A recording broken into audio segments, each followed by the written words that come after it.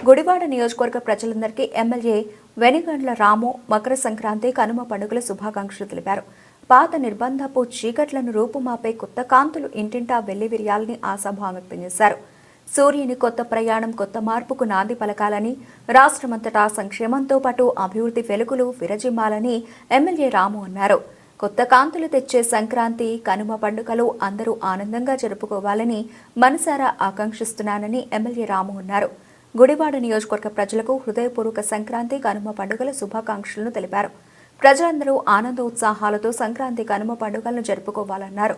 సంబరాలు పంచే సంక్రాంతి పండుగ, రైతులకు ఇష్టమైన కనుమ పండుగలను ప్రజలు సంస్కృతి సంప్రదాయాల నడుమ వైభవంగా జరుపుకోవాలని, ప్రజలు సుఖశాంతులతో వర్ధిల్లాలని ఎమ్మెల్యే రాము ఆకాంక్షించారు.